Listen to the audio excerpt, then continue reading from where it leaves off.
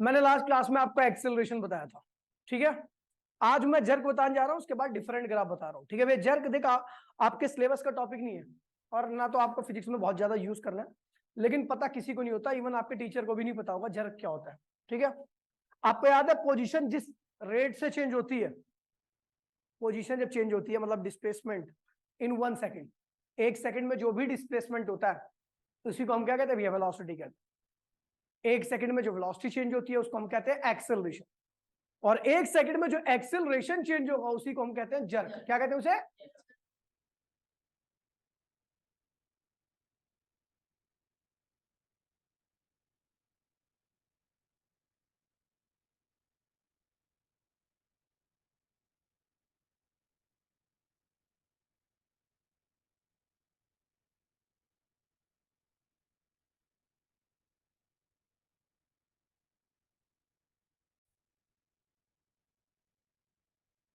Jerk.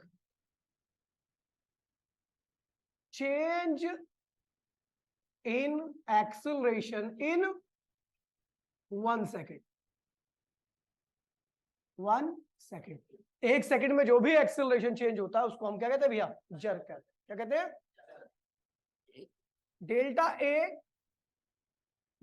A change in acceleration in delta T second. तो delta T second में कितना भाई? प्लीज बोलिए, डेल्टा टी सेकेंड में कितना चेंज हुआ? डेल्टा ए एक्सेलरेशन का, डेल्टा ए एक्सेलरेशन का। तो 1 सेकेंड में कितना चेंज होगा? डेल्टा ए अपॉन में डेल्टा, क्या बन रहा है यार ये? डेल्टा ए अपॉन में डेल्टा टी, इसी को हम क्या कहते हैं भैया? जर्क कहते हैं। क्या कहते हैं इसको? जर्क। ठीक है, ये जर्क है। 1 सेकेंड में जो भी एक्सेलरेशन का चेंज होता है उसे हम कहते हैं भैया जर्क कहते हैं। वेक्टर क्वांटिटी होती है, कैसी क्वांटिटी भैया? Vector quantity. एसआई यूनिट क्या होगी इसकी? मीटर पर सेकेंड क्यूब। कैसे? एक्सेलरेशन की क्या होती है? मीटर पर सेकेंड स्क्वायर, नीचे ऑलरेडी सेकेंड है तो मीटर पर सेकेंड क्यूब हो जाएगा आपका इसका फॉर्मूला, ठीक है भैया। अब देखिए, ठीक है, डायमेंशन क्या होगा इसका? जर्क का भाई बोलिए मत प्लीज, ये नया अलग टॉपिक है, एक वैसे मैं शॉर्टकट में करा दूंगा। एल मीटर के यहाँ पे क्या होगा? लेंथ। सेकंड के यहाँ पे क्या होगा? Time, L T minus. तो 1 सेकंड में जो भी एक्सेलरेशन का चेंज आएगा उसे हम क्या कहते हैं भैया? जर्क कहते हैं। अब ध्यान दीजिए भैया, type of jerk, type of jerk. Jerk के टाइप क्या होते हैं? तो पहला भैया uniform jerk, uniform jerk. Uniform jerk में जो वेलोसिटी का चेंज आता है, सॉरी एक्सेलरेशन का चेंज, वो क्या होता है? यूनिफॉर्म। और टाइम का जो चेंज होता है वो भी क्या होता है भैया? यूनिफॉर्म। और जब आप इसका एटी ग्राफ खींचोगे तो वो इस तरीके का होगा। जो आप इसका वीटी ग्राफ खींचोगे तो भैया एक्सेलरेशन मतलब क्या होता है? वेलोसिटी का चेंज हो रहा है। क्या होता है? यहां पर, यहां खुद एक्सेलरेशन चेंज हो रहा है तो वेलोसिटी तो पक्का चेंज होगी, तो उसका ग्राफ ऐसा जाएगा, ठीक है। और एक्सटी ग्राफ कैसा होगा इसका? एक कतई जहर एकदम, ठीक है। ये थोड़ा सा, इसका स्लोप थोड़ा कम होगा, इसका स्लोप क्या होगा? बहुत ज्यादा होगा, समझ गए। फिर आता है नॉन यूनिफॉर्म एक्सेलरेशन। क्या होता है भैया? Non uniform jerk, non uniform jerk. Non uniform jerk में डेल्टा ए क्या होगा? चेंज इन एक्सेलरेशन क्या आएगा? Non uniform. क्या आएगा? यूनिफॉर्म। और चेंज इन टाइम क्या आएगा? यूनिफॉर्म, ठीक है भैया। और यहां पर जो ग्राफ रहेंगे वो इस तरीके से प्रॉपर शेप के रहेंगे, टेढ़े मेढ़े फ्लक्चुएट करेंगे, बाकी कंसेप्ट यही रहेगा उसका भी, ठीक है भैया। फिर आता है भैया आपका एवरेज जर्क। क्या आता है? Average jerk. एवरेज जर्क होता है A2 माइनस A1 अपॉन में T2 minus T1, change in acceleration, total change in acceleration upon में टोटल टाइम, ठीक है भैया। फिर आता है चौथा आपका इंस्टेंटेनियस जर्क। इसमें टाइम क्या होता है भैया? Tends to 0। तो जर्क की वैल्यू क्या होगी यहां पर? इंस्टेंटेनियस जर्क क्या होगा आपका? डी ए अपॉन में डी टी, ये हो गया आपका, ठीक है भैया। तो ये जर्क टॉपिक था जो कि आपके कहीं पर भी आपको मिलने वाला नहीं है, चाहे एनसीईआरटी लो, चाहे एसएल ले लो, चाहे कोई सी बुक ले लो। ठीक है भैया, ये आपको नॉलेज से करना होता है, मतलब आपके टीचर को भी नहीं पता होगा। ठीक है भैया, ये हो गया, समझ गए, आगे बढ़े। अब बात करते हैं भैया, ये तो जर्क हो गया आपका। अब जो आज का मेन टॉपिक है वो है slope and area of different graph. इसे ध्यान से समझना क्योंकि ये बहुत ज्यादा यूज होने वाला टॉपिक है। यही है इस चैप्टर का निचोड़, ध्यान दीजिए। पहला भैया slope and area of XT graph. पहले स्लोप को थोड़ा समझ लेते साइड में, यहां पर है ना। स्लोप क्या होता है? स्लोप वैसे tan थीटा होता है, लेकिन स्लोप tan थीटा को ही स्लोप क्यों कहते हैं? तो देखिए, ये एक ट्राइंगल है,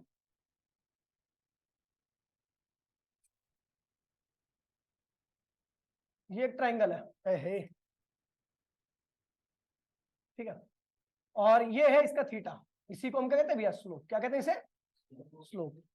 ठीक है, थीटा को हम tan थीटा भी लिख सकते हैं, ध्यान रखना। थीटा को फिजिक्स में थीटा को साइन थीटा भी लिख सकते हो आप, और उसको tan थीटा भी लिख सकते हो, एज पर रिक्वायरमेंट होती है। ठीक है भैया, तो यहाँ पर हम थीटा को क्या लिखने वाले हैं? tan theta. क्या लिखने वाले हैं? और साइन थीटा भी लिख सकते हो, इसको रिक्वायरमेंट के हिसाब से लिया जाता है। ठीक है भैया, केवल यही लिख सकते हो आप थीटा को। आप ये सोचो कि आप cos थीटा लिख दो, आप tan थीटा लिख दो, नहीं लिख सकते, केवल यही लिख सकते हो। क्यों लिखोगे ये आगे आपको कभी बता दूंगा, टाइम रहेगा मेरे पास। ठीक है, तो देखिएगा, स्लोप मतलब क्या हो गया? थीटा। अच्छा देखिए, बाय ऑब्जर्वेशन, ऑब्जर्वेशन ये जो थीटा है, अगर मान लीजिए मैं बेस को क्या कर दूं? कांस्टेंट। क्या कर दूं? बेस फिक्स कर दिया मैंने। परपेंडिकुलर इतना बड़ा रखा तो थीटा आपका ये आया। परपेंडिकुलर इतना बड़ा किया तो थीटा आपका ये आया। परपेंडिकुलर इतना बड़ा किया तो थीटा आपका ये आया। परपेंडिकुलर इतना बड़ा कर दिया तो थीटा आपका क्या होगा? ये आया। आप देख रहे हो जैसे जैसे आप परपेंडिकुलर को इंक्रीज कर रहे हो, आपका थीटा क्या हो रहा है? बढ़ता चला जा रहा है ना। थीटा क्या हो रहा है भैया? जैसे पर बेस कांस्टेंट करके आप जैसे जैसे परपेंडिकुलर को इंक्रीज कर रहे हो तो थीटा क्या हो रहा है? यानी स्लोप क्या होगा? बढ़ता जाएगा। थीटा को तो स्लोप कहते हैं। तो slope is directly equal to क्या होगा भैया? परपेंडिकुलर। कब? जब बेस क्या रहेगा? कांस्टेंट। ठीक है भैया, अगला देखिए, आपने क्या किया? परपेंडिकुलर फिक्स कर दिया। परपेंडिकुलर को क्या कर दिया? कांस्टेंट। बेस इतना बड़ा किया तो थीटा इतना आया। बेस इतना बड़ा कर दिया तो थीटा क्या हुआ? इतना बड़ा आया।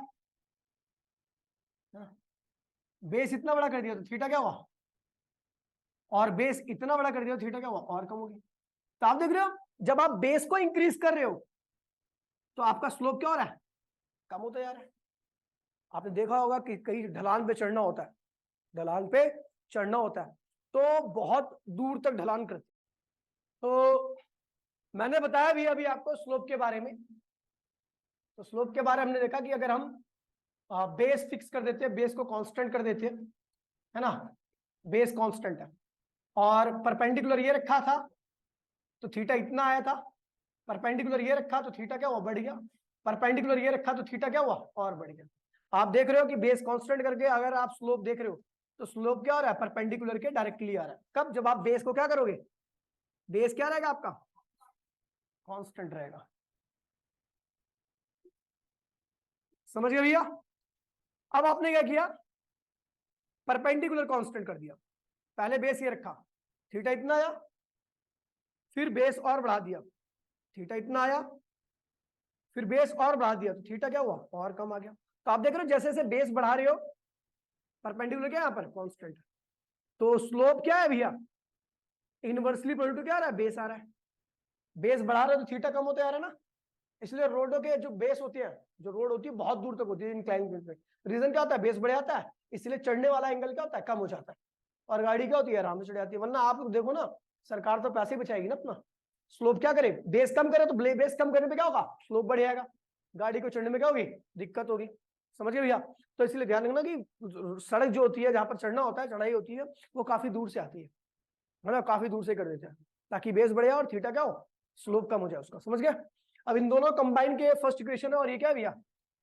Second equation. दोनों कंबाइन किया और combining, combining first and second equation तो क्या हो जाएगा भैया, slope is directly to perpendicular upon में बेस। तो स्लोप इज इक्वल्स टू में क्या होता है भैया, k times of proportionality constant हटा दिया तो परपेंडिकुलर अपॉन में बेस। अगर k की वैल्यू यहां पर 1 होती है वैसे तो स्लोप क्या हो जाएगा भैया, परपेंडिकुलर अपॉन में बेस। परपेंडिकुलर अपॉन में बेस क्या होता है, tan थीटा। क्या होता है भैया, tan थीटा। इसलिए स्लोप हमेशा क्या होता है, tan थीटा लिया जाता है। क्या लिया जाता है, जब भी स्लोप सॉल्व करना है तो आप ध्यान रखना tan थीटा को ही यूज करोगे आप, समझ गए। अब देखिए, अब हम करने आ रहे हैं भैया जो टॉपिक है main, area and slope of XT graph. Position time graph ले रहे हो, ध्यान दीजिए भैया, ये टॉपिक समझ में आ गया तो ये चीजें आपके लिए बहुत आसान है। ठीक है, आप area and slope of XT graph कर रहे हो। ठीक है, यूनिफॉर्म वेलोसिटी के लिए कर रहा हूं। किसके लिए कर रहा हूं, यूनिफॉर्म वेलोसिटी के लिए। अगर आपको थोड़ा भी याद होगा तो यूनिफॉर्म वेलोसिटी के लिए एक्सटी ग्राफ जो था आपका वो इस तरीके से आया था। यूनिफॉर्म वेलोसिटी के लिए एक्सटी ग्राफ ये था। ये क्या है भैया, इसका स्लोप है, पता ना, इसको tan थीटा लूंगा मैं। ये क्या बन गया, ट्राइंगल। ट्राइंगल में बेस क्या है, टाइम है, और परपेंडिकुलर क्या है भैया, एक्स। क्या है, परपेंडिकुलर मतलब ये चीज क्या है भैया, परपेंडिकुलर। ये क्या है भैया, बेस है। बेस क्या है, टाइम है, समझ गए। तो भैया यहां पर अगर मैं स्लोप निकालू, स्लोप बोले तो स्लोप ऑफ एक्सटी ग्राफ क्या होता है भैया, tan थीटा। और tan थीटा क्या होता है भैया, परपेंडिकुलर अपॉन में बेस। यहां पर परपेंडिकुलर क्या है भैया, एक्स है, और बेस क्या है भैया, टाइम। एक्स क्या है, डिस्प्लेसमेंट, और ठीक है, डिस्प्लेसमेंट अपॉन में टाइम क्या होता है भैया, वेलोसिटी। क्या होता है भैया, वेलोसिटी। यानी एक्सटी ग्राफ का स्लोप आपको क्या देता है, वेलोसिटी। एक्सटी ग्राफ दिया होगा, उसका स्लोप निकालना होगा, तो स्लोप का जो रिजल्ट होगा वो क्या होगा, वेलोसिटी का। यहाँ पे ध्यान रखना, स्लोप ऑफ एक्सटी ग्राफ क्या होता है भैया, डायरेक्टली इक्वल टू क्या होता है भैया, वेलोसिटी के। एक्सटी ग्राफ का जो स्लोप होता है वो वेलोसिटी के क्या होता है भैया, डायरेक्टली होता है। अब देखिए, ध्यान दीजिए, क्वेश्चन नंबर फर्स्ट क्या रहा भैया, ये एक्सटी ग्राफ है। ये दो गाड़ी चल रही है, एक गाड़ी ये रही ए, एक गाड़ी ये रही बी। बताओ किसकी वेलोसिटी ज्यादा है, किसकी वेलोसिटी ज्यादा है। कैसे, कौन सा ग्राफ है ये, एक्सटी ग्राफ है। कौन सा ग्राफ है, एक्सटी ग्राफ में आपको वेलोसिटी बतानी है तो क्या देखोगे, स्लोप। क्या देखोगे, स्लोप। मतलब उसका एक्स एक्सिस के साथ एंगल। किसका एंगल ज्यादा है, ए का या बी का, ए का एंगल ज्यादा है। जिसका स्लोप ज्यादा उसकी वेलोसिटी क्या होगी, सो velocity of A is greater than velocity of, ये हो गया, समझ गया। अब देखिए, अगर मान लीजिए क्वेश्चन नंबर 2 में ग्राफ ऐसे ना दे करके ऐसे दिया जाए, ऐसे दिया जाए तो क्या करेंगे। अब तो इसे पता नहीं है, क्या भैया एक ही गाड़ी चल रही है, बताओ वेलोसिटी कहां पे ज्यादा होगी। अब ये गाड़ी चल रही है, अगर यूनिफॉर्म वेलोसिटी चलती तो ये स्ट्रेट लाइन आता ग्राफ। यूनिफॉर्म वेलोसिटी के लिए एक्सटी ग्राफ कैसा आता है, स्ट्रेट लाइन आता है। लेकिन ये नॉन यूनिफॉर्म वेलोसिटी है, तभी उसका एक्सटी ग्राफ क्या होगा, ऐसा टेढ़ा जाएगा। तो बोलेगा बताइए किस पॉइंट की वेलोसिटी आपकी सबसे ज्यादा होगी, ए की या बी की। तो देखिए भैया इस केस में अब पता कैसे लग पाएगा, तो इस केस में भी स्लोप वाला कंसेप्ट लगना है। लेकिन यहाँ पर कौन से स्लोप की बात होगी, तो भैया देखिए किसी भी, जब ऐसा ग्राफ आ जाए आपको, ऐसा टेढ़ा ग्राफ आ जाए, तो भैया टेंजेंट खींचते हो आप। क्या करते हो, टेंजेंट। टेंजेंट याद हो ना, छूती हुई एक लाइन। तो भैया ए पॉइंट पर एक टेंजेंट खींचो, ये खींच दी, और बी पॉइंट पर एक टेंजेंट खींचो। अब बताओ ये टेंजेंट एक्स के साथ इतना एंगल बना रही है, और ये टेंजेंट एक्स के साथ इतना एंगल बना रही है। बताओ कौन सी टेंजेंट ज्यादा एंगल बना रही है, ए वाली या बी वाली, ए वाली बना रही है।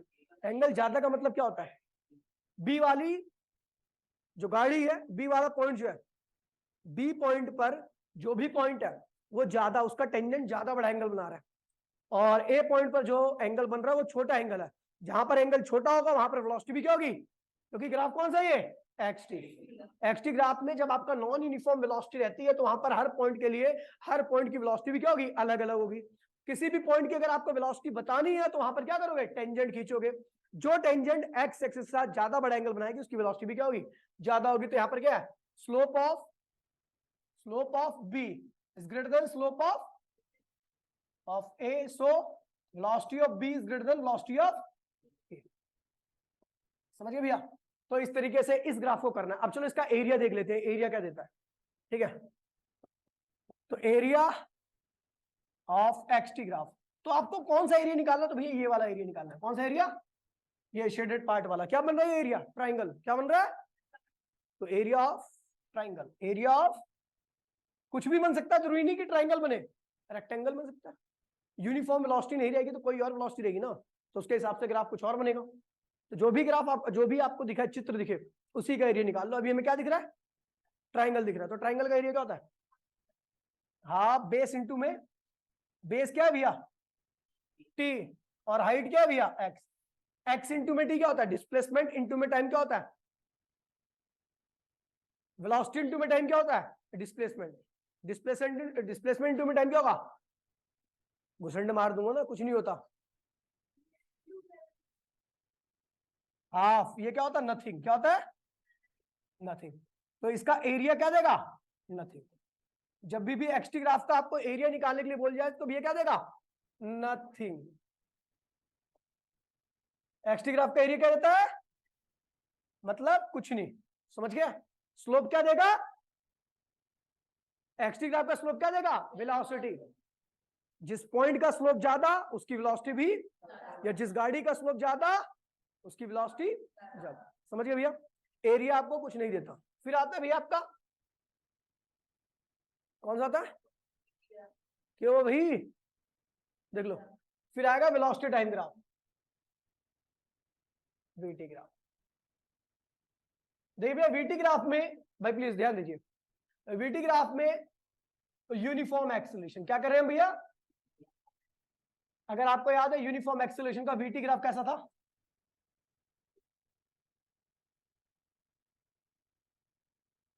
ये रहा। ठीक है, तो क्या बन गया? ट्राइंगल। ये हो गया इसका स्लोप, ये क्या हुआ? बेस यानी टाइम, और ये क्या हुआ? हाइट यानी वेलोसिटी। ठीक है भैया? तो slope of VT graph, slope of क्या देता है भैया? tan थीटा होता है। tan थीटा क्या होता है? परपेंडिकुलर अपॉन में, और परपेंडिकुलर क्या है भैया? वेलोसिटी, और बेस क्या है? वेलोसिटी अपॉन में टाइम क्या होता है भैया? एक्सेलरेशन। क्या होता है भैया? तो भैया आप ध्यान रखना, वीटी ग्राफ का स्लोप आपको क्या देता है? और आप देख रहे हो slope is directly equal to, यानी अगर आपको ग्राफ दे रखे होंगे तो वहां पर आप एक्सेलरेशन बताना है। क्वेश्चन नंबर फर्स्ट, ये वीटी ग्राफ दे रखा है यूनिफॉर्म एक्सेलरेशन के लिए। एक गाड़ी ए है और एक गाड़ी बी है। बताओ किसका एक्सेलरेशन ज्यादा होगा? ऑब्वियस सी बात है, acceleration of A is greater then acceleration of, क्योंकि स्लोप क्या भी है? ए का ज्यादा है। लेकिन ग्राफ अगर आपका इससे ओए नॉन यूनिफॉर्म एक्सेलरेशन के लिए है, किसके लिए है? नॉन यूनिफॉर्म एक्सेलरेशन का वीटी ग्राफ कैसा होता है? ऐसा होता है, याद है? ठीक है, तो बताए किस पॉइंट का एक्सेलरेशन ज्यादा होगा? तो अपने को पता भी है, यहाँ पर एक्सेलरेशन बताने के लिए क्या करनी पड़ेगी? टेंजेंट ड्रॉ करनी पड़ेगी। यहाँ की टेंजेंट और यहाँ की टेंजेंट, किसकी टेंजेंट ज्यादा बड़ा एंगल में आ रही है? बी की। ठीक है, तो स्लोप ऑफ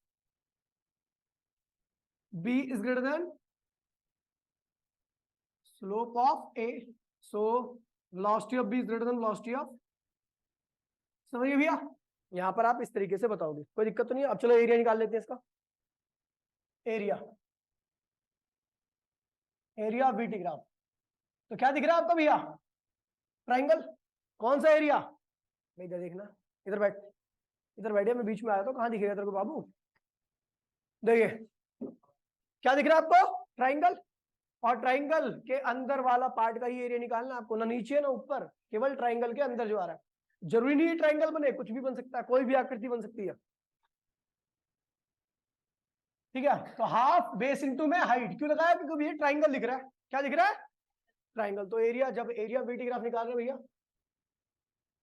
तो एरिया ऑफ ट्राइंगल, रेक्टेंगल भी बन सकता है, वेलोसिटी पे डिपेंड करता है, एक्सेलरेशन पे डिपेंड करता है किस टाइप का एक्सेलरेशन होगा। ठीक है, तो भैया area of VT graph, area of triangle का होता है हाफ बेस इंटू में हाइट। हाफ बेस क्या भैया आपका? टी, और हाइट क्या भैया? वेलोसिटी इंटू में टाइम क्या होता है भैया? डिस्प्लेसमेंट। डिस्प्लेसमेंट का आधा क्या होता है भैया? डिस्प्लेसमेंट। यानी अगर आपको वीटी ग्राफ दे रखा है तो उसका एरिया आपको क्या देगा? डिस्प्लेसमेंट। क्या देगा? क्वेश्चन देखिए कैसे आएगा। ये है वी, ये है टी, ए बी। बताओ किस बॉडी का डिस्प्लेसमेंट ज्यादा है, ए का या बी का? तो कैसे पता लगेगा भैया? तो यहां पर मतलब एक छोटा सा ट्राइंगल, ये छोटा वाला ना, ये बड़ा वाला ट्राइंगल बन रहा है।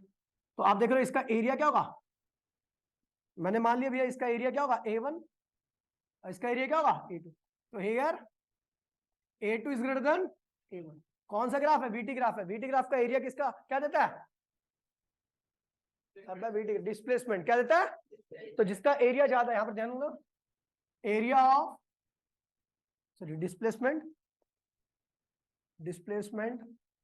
Is directly equal to area of VT graph. VT graph का एरिया का डिस्प्लेसमेंट डायरेक्टली होता है। VT ग्राफ में किसका एरिया ज्यादा है, दूसरे वाले का, B का एरिया ज्यादा है। तो B का एरिया ज्यादा है, B का एरिया A2 है, A का एरिया क्या है A1 है। तो डिस्प्लेसमेंट क्या होगा, B का ज्यादा होगा, डिस्प्लेसमेंट A से। समझ गए भैया, समझ गए, ये हो गया। अब लास्ट आता है भैया आपका ग्राफ AT ग्राफ। क्या देता है AT ग्राफ, ठीक है।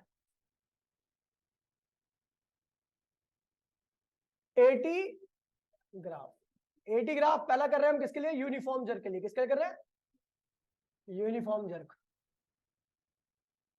यूनिफॉर्म जर्क का AT ग्राफ कैसा होगा भैया, स्ट्रेट लाइन, क्या बन गया स्लोप, और ये क्या हुआ एक्सेलरेशन, और ये क्या हुआ टाइम। कोई दिक्कत तो नहीं भैया, समझ गया। स्लोप बोले तो स्लोप ऑफ AT क्या होता है भैया, tan थीटा। tan क्या होता है, परपेंडिकुलर अपॉन में बेस। परपेंडिकुलर क्या है भैया A, और बेस क्या है T। एक्सेलरेशन अपॉन में टाइम क्या होता है जर्क। क्या होता है भैया एक्सेलरेशन अपॉन में टाइम। यानी स्लोप ऑफ AT ग्राफ क्या देता है, स्लोप ऑफ AT ग्राफ किसके बराबर होता है भैया, जर्क के। किसके बराबर होता है, और ये जर्क जो होता है, जर्क मतलब झटका भाई, jerk is directly equal to slope of AT graph. AT graph का स्लोप जितना ज्यादा होगा, जर्क भी क्या होगा वहां पर उतना ही ज्यादा लेगा। क्वेश्चन पास फर्स्ट, बताओ किस केस में जर्क ज्यादा होगा, A या B के केस में। तो jerk in B is greater than jerk in, क्यों, क्योंकि B स्लोप ज्यादा है उसका। यहां पर अगर ग्राफ इस तरीके का नॉन यूनिफॉर्म जर्क हो तो क्या होगा, स्लोप ऐसे आएगा नॉन यूनिफॉर्म जर्क का। तो यहाँ पर क्या होगा, A और B पॉइंट का आपको जर्क निकालना, तो क्या करोगे भैया टेंजेंट खींचोगे। टेंजेंट खींचोगे तो क्या होगा, जो टेंजेंट ज्यादा बड़ा एंगल बनाएगी उसका जर्क भी क्या होगा ज्यादा। तो jerk in B is greater than jerk in, समझ गया। फिर आता है एरिया ऑफ AT ग्राफ। क्या आता है,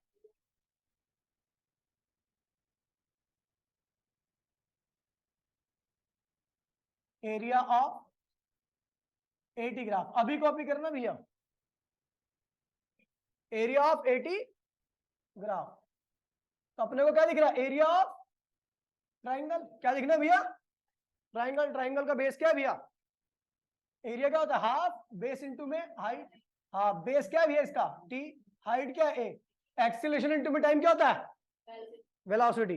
कैसे, क्योंकि भैया एक्सीलरेशन होता है वेलोसिटी अपॉन में टाइम। तो वेलोसिटी क्या होगी एक्सीलरेशन इंटू में टाइम। तो हाफ क्या हुआ वेलोसिटी। तो वेलोसिटी का आधा भी क्या होता है velocity. Area of AT graph is directly equal to velocity. ठीक है भैया, अब ध्यान दीजिए,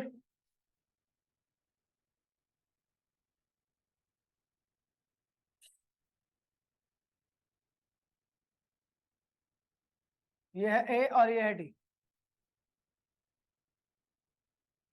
किसकी वेलोसिटी ज्यादा होगी भैया, तो velocity of B is greater than velocity of, क्यों, क्योंकि भैया इसका एरिया क्या है ज्यादा है। तो भैया ये ध्यान रखना, ठीक है भैया। इतना बाकी बैचेस में पढ़ाया था, ठीक है। आप इसे कॉपी करो जल्दी से 5 मिनट के अंदर, ठीक है।